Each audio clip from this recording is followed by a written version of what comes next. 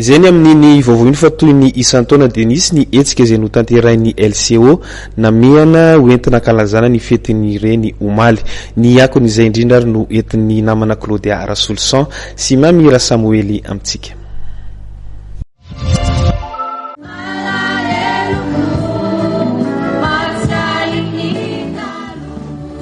Etsika izay fanao ny lycée LCO namehana isataony ny etsika toy ny omaly izay nanararaotina ny arabana ireo reny mba ahatonga taiza ny zaza rehetra ho tariky ny fiarahamonina. Ao anatin'izay indrindra dia hoe fankalazana ny fetin'ireny sady fankalazana ihany koa ny fetin'ny lycée catholique Louis Georgione dia misy ny vidim-pidirana ao anatin'izay ka izay vidim-pidirana izay ny ampahany ho an'ny première dia ho an'ny voyage d'études ho an'ny terminale sy seconde kosa dia manampy eo amin'ny saram-pianarana ny ampahany amin'izay ny ampahany kosa dia ny vidanana ho an'ireo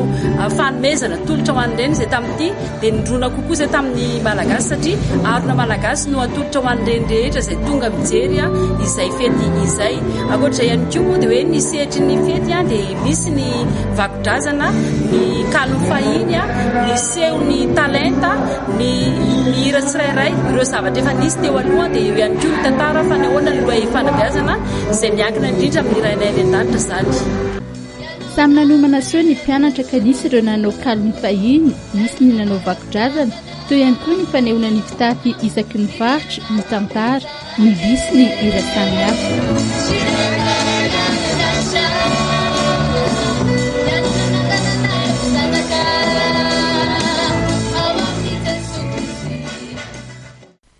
Samy nanana ny anjara ndraikiny avokoa ireo mpianatra tamin'izany.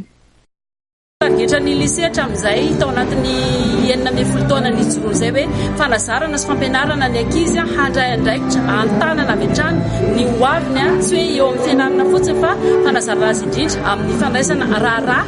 ana ao an-tokantrano iny ohatra ny lakozia ny fanatanterahana ny asa manandraikitra rehetra mba tsy hoe irona fotsiny ny fampianarana manoloratra sy mamaky teny izany.